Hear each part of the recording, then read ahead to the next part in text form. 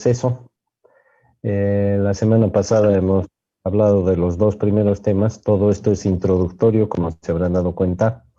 Y el hecho de que sea introductorio nos muestra que la materia no es lo que parece, ¿no es cierto?, de entrar y poner los ladrillos. Esto ya hemos dicho 5 veces, creo, o más. Tal vez lo digamos algunas más, pero es importante entender esto, ¿verdad? Porque la responsabilidad del constructor, y en este caso no es cualquier constructor, ¿verdad? Porque un maestro albañil es un constructor. Entonces, la responsabilidad del ingeniero que se supone es cabeza de un grupo de construcción, puede ser cabeza total o cabeza parcial, eso es relativo, depende de las responsabilidades que tenga, pero su responsabilidad global e integral es ver todos los factores, ¿no? No tenemos que pensar que es el fierrito, que es la mezcla, la dosificación, como nuestra formación en la carrera es más o menos así, ¿no? Bien cerrada, bien enfocada en cosas específicas y la profesión es más bien todo lo contrario, especialmente en nuestro medio, es una cosa abierta completamente porque ni siquiera hemos evolucionado lo suficiente como para que se reconozcan especialidades como en medicina, por ejemplo, el pediatra atiende a niños, ¿no?, etcétera, el traumatólogo, problemas físicos de huesos y músculos, etcétera, ¿no? En cambio, en la ingeniería, el ingeniero civil tiene que hacer de todo cuando sale, ¿no? No es que hace edificios, no es que hace puentes, no es que hace carreteras, sino que tiene que hacer de todo, ¿no? Todo lo que se le presente para poder sobrevivir y salir adelante. No puede escoger. Y también tiene que competir con mucha competencia desleal que hay de por medio. Con todo el mundo tiene que competir, ¿verdad? Tiene que competir con los topógrafos que se hacen decir ingenieros, con los constructores civiles que se hacen decir ingenieros, con los arquitectos, con los inmobiliarios, con las amas de casa, con los albañiles, con los capataces. Con todo el mundo hay que competir. Entonces, fíjense, es importante tener la visión integral del asunto. ¿Por qué? Porque la capacidad integral desarrollada es más competitiva que la capacidad específica, ¿no? Porque si solamente sabemos vaciar hormigón y nada más, nuestras posibilidades van a estar limitadas. Pero si sabemos administrar un proyecto, administrar una obra con todas sus implicaciones, bueno, estamos mejor preparados, mejor capacitados. Y si hablamos de empleo, algún día pues vamos a ser directores de obra integralmente, ¿no? No el que está encargado de ver a los albañiles, sino el que maneja los presupuestos, el que maneja las contrataciones, el que maneja la compra de insumos, etcétera, ¿no? Todas las decisiones logísticas que son tan importantes en nuestra profesión. Por eso yo insisto en la visión integral del asunto. No importa el tiempo que nos está tomando inicial, es demasiado breve para la amplitud del contenido, pero estamos haciendo el esfuerzo. Entonces, el tema 1, definiciones, conceptos. El tema 2, ubicación en el escenario de la construcción de edificios. El tema 3, el vínculo entre ese escenario y la construcción propiamente dicha. En este caso, un edificio, ¿no es cierto? Un edificio puede ser un cuartito, como puede ser una mole, o varias moles de N pisos. Eso también ya lo hemos comentado, cuáles son las diferencias objetivas desde el punto de vista constructivo, y hemos visto que no hay muchas. El problema, si es que es un problema que hay que resolver, son las fundaciones, ¿no? Ahí están las grandes diferencias. Nada más, constructivamente hablando. El resto es mecánico, relativamente mecánico, ¿no? Es una profesión tan importante como cualquier otra, de manera que el aprendizaje es continuo, permanente e infinito, ¿no? Indefinido. Nunca se termina de aprender todo lo que se podría necesitar. Muy bien, con ese enfoque entonces comentemos un poco el tema 3, que es, repito, el vínculo entre el escenario, que es el escenario urbano, y la construcción propiamente dicha. Si lo menciono de otro modo, el vínculo entre el entorno físico de la ciudad y el lote, propiamente dicho, que el lote es el escenario donde vamos a actuar. El lote es el lugar donde vamos a materializar la estructura. Entonces, ¿qué relación hay entre lo uno y lo otro? Partamos del tema en el que se habla del proyecto. Ya hemos dicho que la parte importante, el nacimiento, por decir la niñez o la juventud de una intención de construir una estructura es el proyecto, ¿no? Cuando el proyecto está maduro y acabado, entonces recién se entra a la etapa de construcción, que es prácticamente la etapa final. Entonces, durante el proyecto es que se definen, ¿verdad?, muchos aspectos. Y finalmente el proyecto se materializa a través de los planos, a través de las especificaciones, los documentos relacionados con la obra, pero que están vinculados al ambiente que le rodea, al entorno físico. En otras palabras, el escenario específico que es el terreno, el lote donde vamos a construir la estructura, que estamos en un escenario urbano, está rodeado de otros lotes, ¿verdad? Y está rodeado y también tiene vecindad o colindancia con la calle o con la vía pública, ¿verdad? Entonces, ¿de qué manera vinculamos una cosa con otra? Prácticamente de eso trata el tema número 3 y nos describe en principio cuáles son las consecuencias o los datos que salen del proceso de urbanización. En el proceso de urbanización, un terreno cualquiera, rural, que no ha sido todavía tratado, tiene obviamente o necesita un mapa, un plano topográfico, una topografía, ¿verdad?, bien hecha, etcétera, se necesita, y se necesita que esta topografía esté ligada, ustedes saben ese término, topografía lo han debido aprender, esté ligada quiere decir conectada con la topografía general. La topografía general tiene información que está almacenada en la alcaldía o municipalidad y ahí no puede ser un levantamiento topográfico, no puede ser independiente, no puede ser aislado del resto, ¿no? Tiene que conectarse con el resto, con los datos necesarios. Para eso hay señales urbanas que maneja la alcaldía, que están en lugares específicos y que cuando se hace un trabajo topográfico le dicen al técnico o al propietario que ligue con ese punto y de manera que encuentre una conexión de datos topográficos, geométricos, de manera que a partir de ese dato se formaliza, digamos, todo el trazado topográfico en que consista un plano.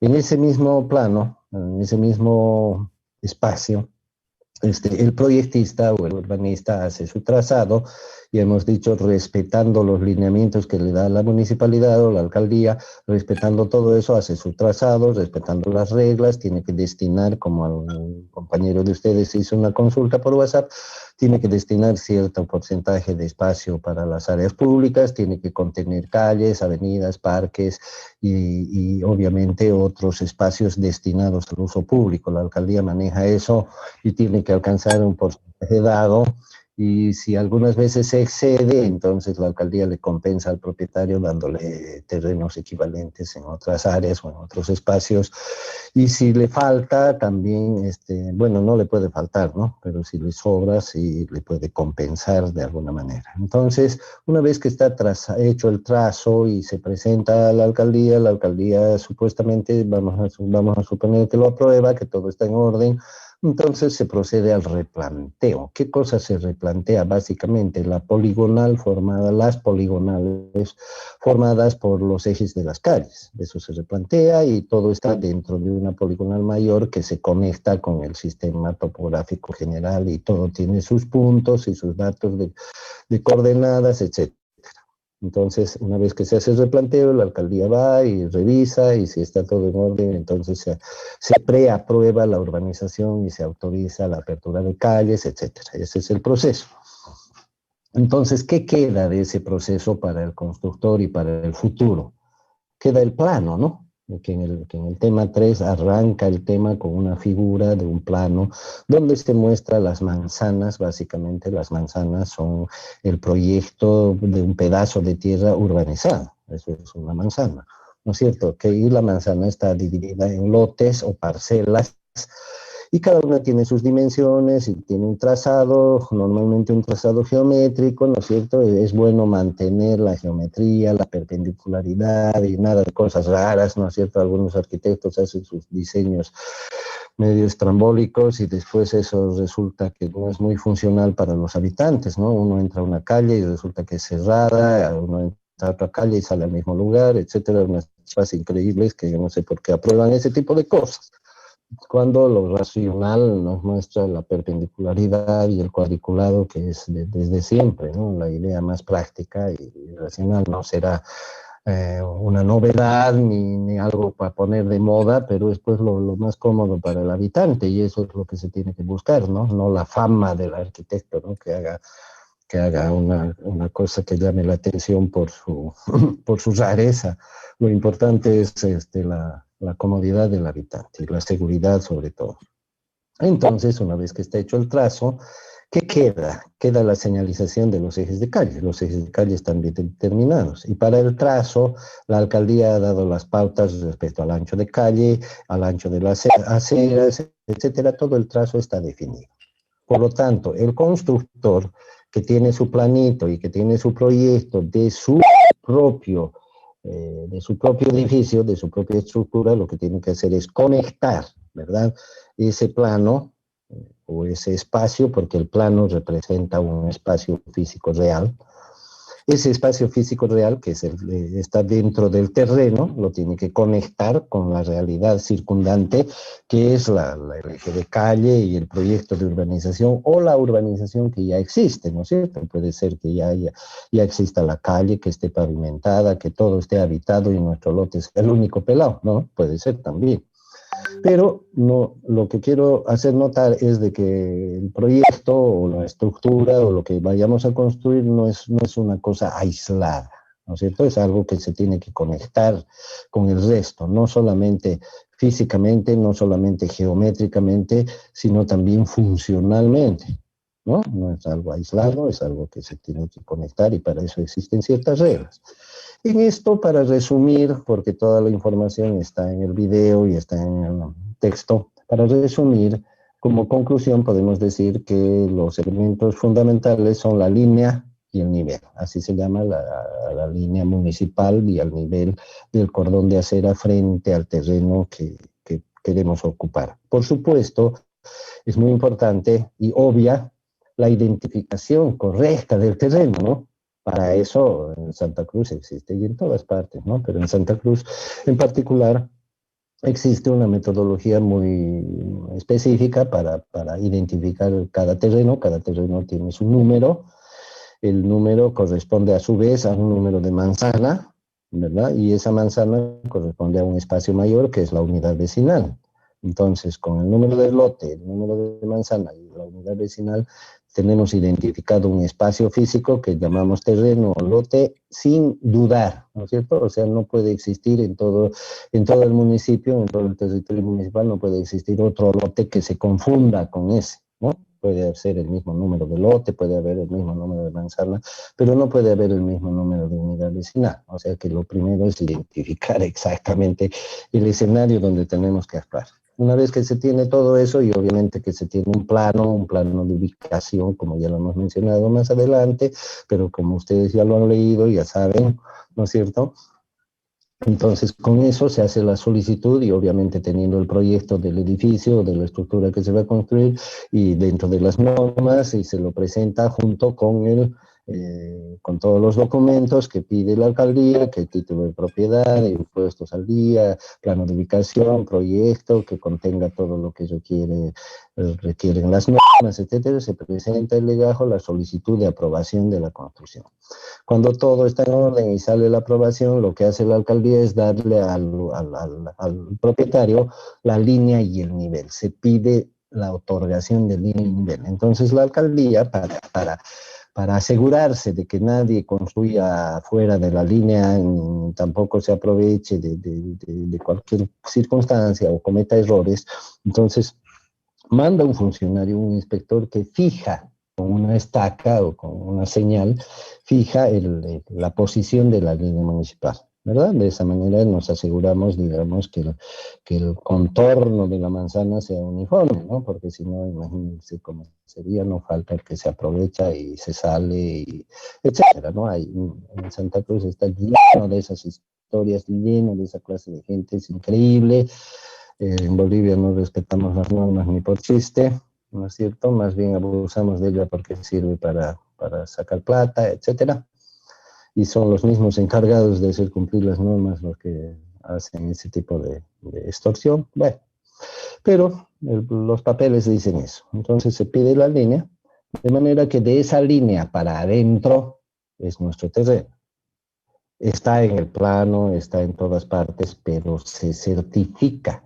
La alcaldía certifica, sí, es a partir de aquí que tiene su terreno, ¿no? Entonces es una formalidad.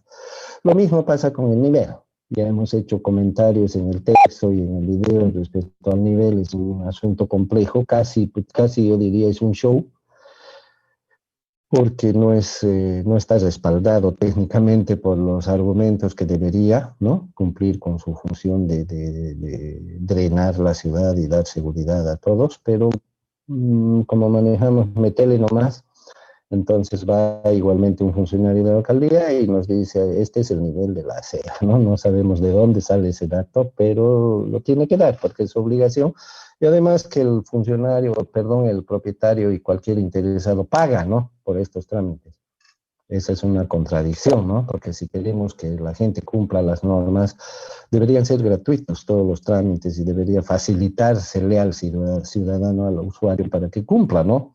No, señor, que es todo al revés, ¿no? Se le saca plata por todo y por nada, se tarda un montón y si le falta una raya le extorsionan con eso y le sacan multa y le atrasan más hasta que se siente tentado de dar unos pesitos para que salga más rápido y así, ¿no? Es un chiverío donde lejos de estimular a la gente para que cumpla las normas y para que haga las cosas en orden, la alejan y la espantan. De manera que alguien razonando un poquito dice, ¿para qué voy a gastar esta plata en trámites si me voy a tardar 6 meses, si mi vecino ha agarrado y ha hecho y no le pasa nada? Y más bien esa plata la puede gastar en ladrillo, ¿no?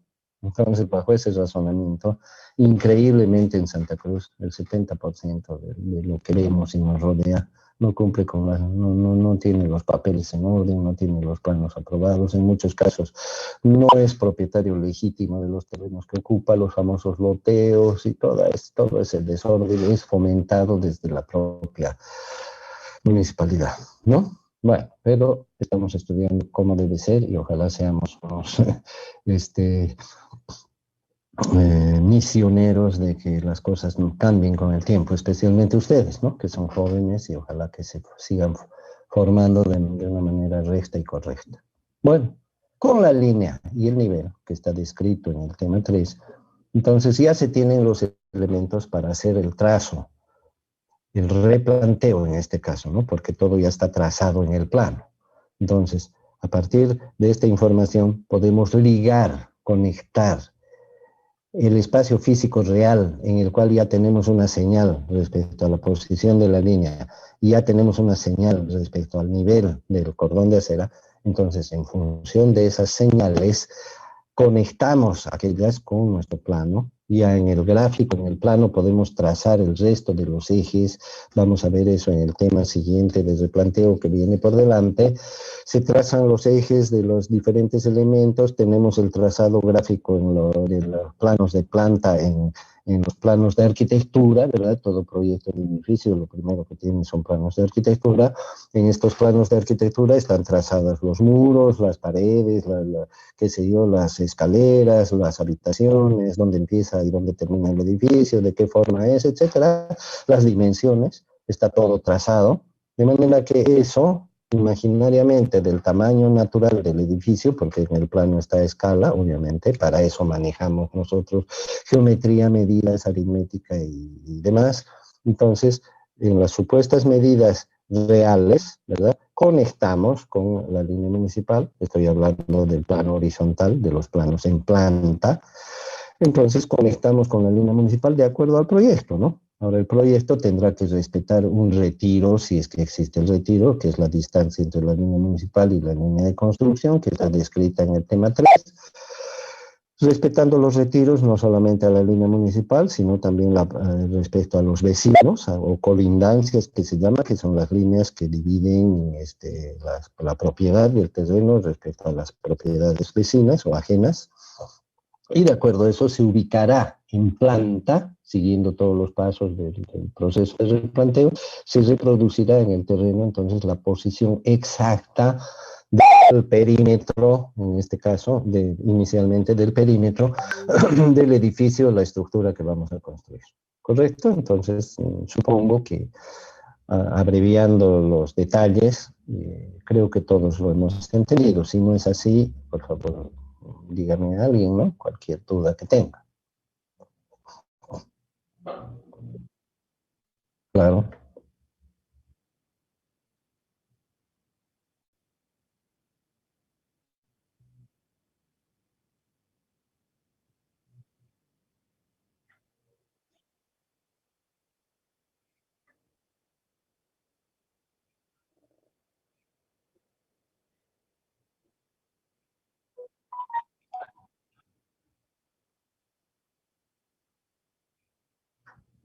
Bueno, lo que yo acabo de explicar es el proceso en el plano horizontal. Hablaba de la línea municipal y todo. Hice la pregunta sobre si había alguna duda, etcétera, respecto a lo que acababa de decir. Aún no entré, no hablé sobre el nivel, ¿no es cierto? En el proceso del nivel, supuestamente la alcaldía nos da el nivel del cordón de acera y procedemos tal como se muestra en el tema 3, se pone un ejemplo, de manera que garanticemos, ¿verdad? Garanticemos que el día que construyamos el edificio, y el edificio va a tener una planta baja, y esa planta baja va a tener un piso, ¿verdad? Un piso donde las personas asienten sus zapatos, ¿no? De eso estamos hablando, un piso.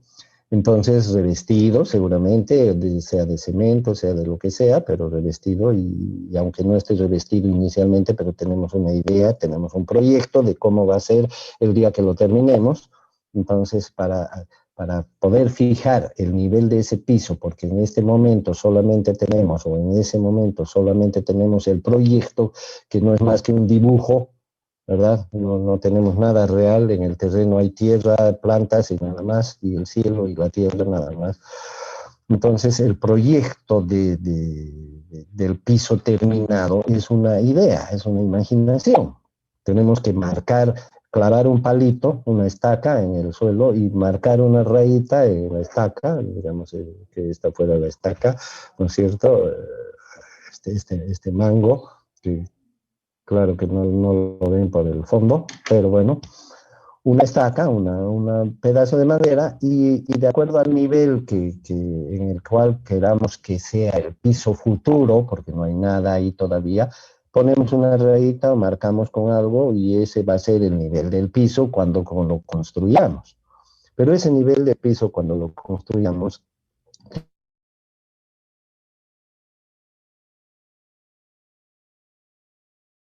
estar más alto que el nivel de la selva, inclusive si limpiamos el piso con agua, el agua salga afuera, ¿no es cierto? Entonces, si hacemos eso y todos cumplimos las reglas y la alcaldía tiene la responsabilidad de cumplir con su objetivo y darnos el adecuado nivel del cordón de acera, que obviamente el cordón de acera corresponde a parte de la pavimentación que se va a hacer, es decir, el cordón de acera supuestamente es una línea paralela, hablando en niveles, es una línea paralela a la terminación del pavimento, ¿verdad? Y habrá una diferencia de alturas entre el nivel del pavimento y el cordón de acera, y la punta superior del cordón de acera. Se supone que hay una línea paralela ahí, 15, 20 centímetros, 25, ¿no? No importa eso, pero es un nivel que garantiza el escurrimiento del agua de lluvia o de cualquier origen, garantiza por la calle, ¿no? La calle nunca es horizontal, nunca es plana, ¿no? Siempre tiene que tener una pendiente para que el agua vaya a algún lado. Entonces se supone que en el diseño urbano de la calle, estoy hablando ya de la calle, no del edificio, se supone pues que la cota del pavimento está definida para saber hacia dónde, hacia qué lado va a ir el agua, y ese agua, qué va a pasar en la siguiente cuadra y qué va a pasar en la esquina cuando se junte con las otras calles que vienen transversales. Todo eso es un proyecto de drenaje urbano, que es obligación de la alcaldía tenerlo, y es, obviamente eso es ingeniería, pero no existe. Por eso decía yo hace un momento que es una especie de show el hecho de que vaya un inspector y nos diga, este es el nivel. ¿En qué se basa? En suposiciones, ¿no? En suposiciones de que así va a ser porque aquel vecino ya hizo su casa. Bueno, si se cumpliera todo esto, entonces habría armonía entre el diseño del pavimento, su perfil longitudinal, el perfil longitudinal del pavimento y el perfil longitudinal de los terrenos de las casas, que tienen que estar más altos, y el perfil longitudinal de los pisos de los edificios que se construían en esas casas. Entonces tendría que haber una lógica de que el agua siempre tiene que escurrir hacia afuera por naturaleza, ¿no? Por la gravedad. Eso es lo que se pretende. Ahora, que ocurra o no ocurra, no es más que el resultado de la mala administración municipal, y no es más que el resultado también del desorden y la irresponsabilidad y el abuso que cometen muchos vecinos, que hacen lo que quieren, ¿no es cierto? El que tiene plata le hace su casa un metro más alta para que el agua se vaya a sus vecinos y no a él, ¿no es cierto? Y el que no tiene plata, su casa es un pozo y se inunda cada que llueve, cuando esto es obligación de la alcaldía normal. Pero ¿qué vamos a hacer con los lotes clandestinos, los loteos y todo, donde no hay reglas, no hay normas, y la alcaldía no entra, pero apadrina eso? O sea que tampoco está libre de culpa ahí. Podríamos decir que no tiene la culpa ahí porque el dueño hizo lo que quiera o lo que sea, lo que quiso, pero es responsabilidad de la alcaldía que no hayan loteos, y más bien se apadrina ahí, ¿no? La cosa. Y además, a la larga, la alcaldía, por intereses políticos, aprueba lo clandestino, termina aprobando y legalizando lo ilegal. Por eso la ciudad está en un desorden y un desastre, ¿no? Del cuarto al mundo para afuera, al menos, es cualquier cosa, ¿verdad? Eso se dice en el tema 2. Entonces, lo que usted dice, compañero, es cierto, ¿no? Eso de que hay aceras más altas, pero es el resultado de estas arbitrariedades tanto de la alcaldía como de la gente. Entonces, las aceras deberían ser como el pavimento, paralelos al pavimento. Otro detalle, el problema es que nuestro tiempo es muy breve, otro detalle que les informo es que esto es una irresponsabilidad absoluta de la alcaldía. La alcaldía en media hora, jóvenes, resuelve este problema, decretando que la alcaldía se va a hacer cargo de las aceras, o normando la construcción de las aceras y diciendo la acera deberá tener una pendiente de tanto en relación al cordón de la acera, al nivel. Punto, con eso lo resuelve. Pero no, señor, en todos los años de vida que tienen ustedes y todos los que habitamos esta noble ciudad, no ha hecho eso. O sea que las aceras están al arbitrio de la gente. A uno quiere hacerla más alta, la hace, al otro quiere ponerle graditas, le pone, el otro quiere que sea un jardín y le pone, y cada uno hace lo que quiere. Y el transeúnte es el afectado, ¿no es cierto? No se puede caminar, una persona inválida, digamos, una silla de ruedas, no puede circular por las aceras. Eso no se verá tanto en el centro, ¿no? Que es la costumbre mostrar solamente el centro, pero la realidad está en todos los barrios y todo. Y, para muestra, yo tengo a 50 metros de donde vivo, tengo un desastre de aceras, ¿no? Donde hay que subir gradas, bajar gradas, saltar, un montón de estupideces que son el resultado de la ineficiencia, ¿no? Nada más. Bueno, entonces siguiendo con esto, supuestamente ya tenemos definida la línea y el nivel. A partir de la línea hacemos todo el trazado horizontal, y a partir del nivel, como en nuestro proyecto están los pisos que va a tener nuestro edificio, las escaleras, el número de escalones, la altura de cada escalón, los desniveles, todo está en nuestro proyecto arquitectónico. Entonces, a partir del nivel del piso, que generalmente se le pone nivel 0, a partir de ahí todos los demás niveles adquieren nombre y apellido, y la construcción entonces también adquiere, es como si le pusiéramos letritas, ¿no? A una película en otro idioma aparecen las letritas, entonces todo se aclara, ¿no? Porque ya entendemos lo que está pasando. Entonces lo mismo cuando se da la línea de nivel, ya entendemos y nuestro proyecto toma vida. ¿Por qué? Porque se conecta con el espacio físico real. El resto ya consistirá en materializar toda la demás información en base a lo que acabamos de decir, en base a esa línea y en base a ese nivel. Todo lo demás adquiere nombre y apellido y nuestra tarea será pasar la información del proyecto al terreno, lo cual es lo que se llama replanteo. Ese es el tema 3, básicamente, ¿no? El tema 4, en el tema 4 ya entramos a hablar de nuestro edificio.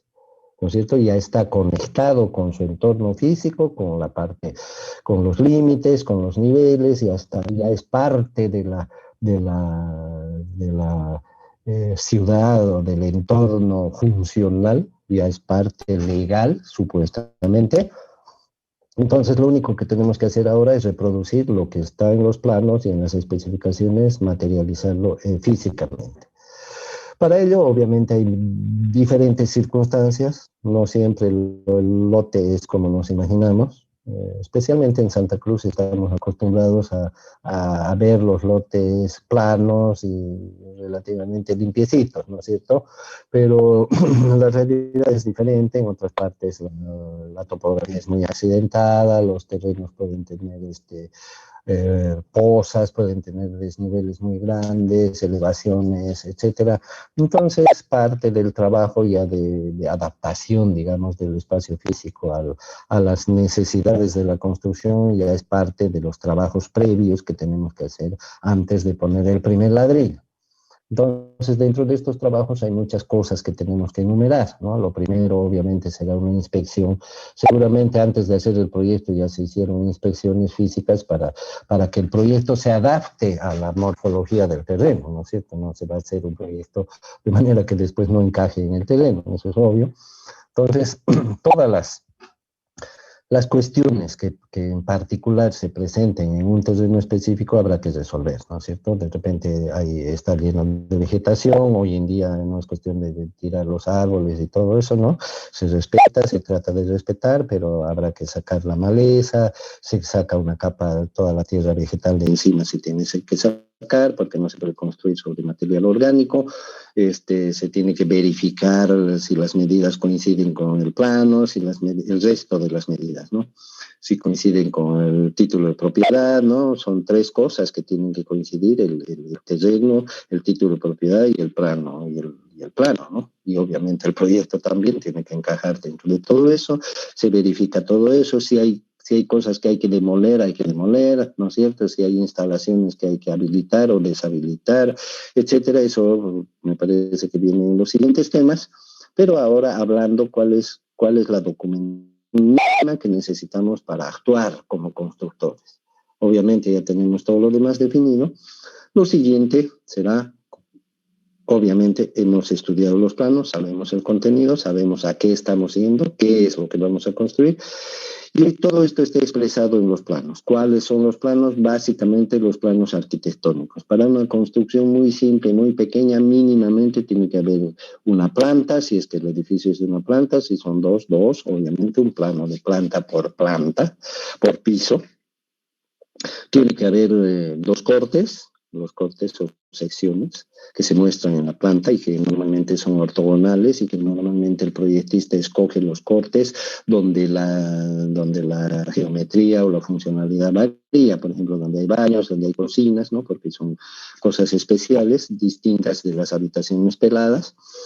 Y tiene que haber también elevaciones donde se ve el proyecto desde afuera, ¿verdad? Además está el plano de techos, está el plano de sitio, está el plano de ubicación. Todos estos planos se describen en el tema, ustedes lo pueden ver y comprender perfectamente, muchos ya lo deben saber, pero de todas maneras una miradita nunca está de más, ¿verdad? Hasta los proyectos más sencillos requieren eso, básicamente los planos arquitectónicos.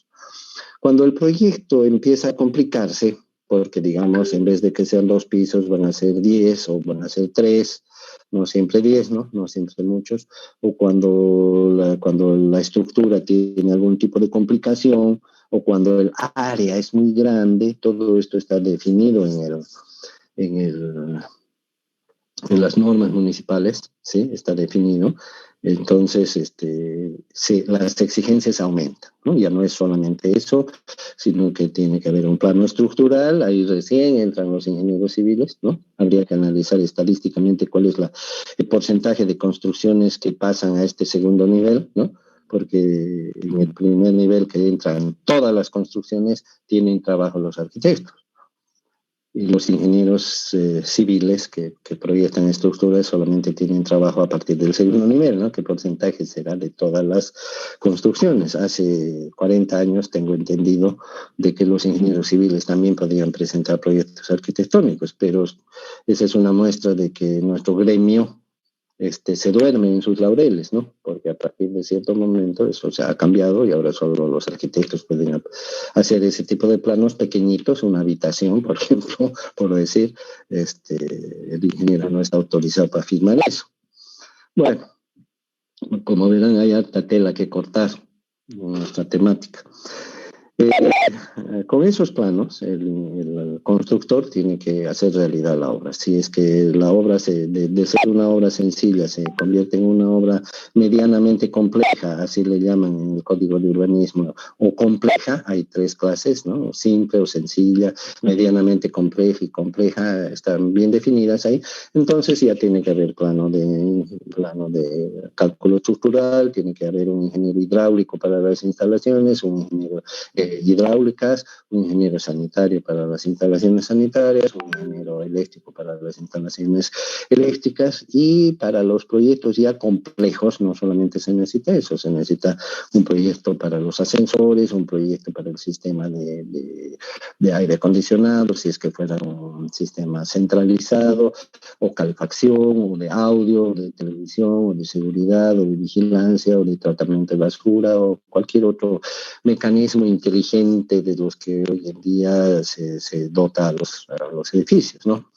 Entonces, fíjense que la cosa en la presentación del proyecto también se va complicando. En los proyectos sencillos, la parte de las instalaciones solamente es esquemática, la puede hacer el propio arquitecto, no se necesita ingeniero hidráulico ni nada. El propio arquitecto adjunta a su proyecto un esquema sanitario, un esquema de agua potable y un esquema eléctrico, donde solamente se muestra la trayectoria de los ductos y de los cables. En el caso eléctrico, de los cables, en el caso hidráulico sanitario de los ductos, ¿no? Se presenta eso y obviamente que a todo proyecto arquitectónico que es la base y que va complementado con proyectos de otras ingenierías, también es necesario complementar con las especificaciones técnicas que son una descripción. Mínimamente planos y especificaciones técnicas se necesitan para abordar una construcción de un edificio. Mínimamente. Mejor si se tienen otros documentos, contratos, cálculo estructural, si se tiene presupuesto, si se tiene todo lo demás, mejor, ¿no es cierto? Mejor porque el constructor va a dominar mejor lo que está haciendo. Se nos acabó el tiempo, jóvenes, así de cortito es. Cualquier cosa por WhatsApp, si hace falta, si no, nos vemos la próxima. Dios mediante.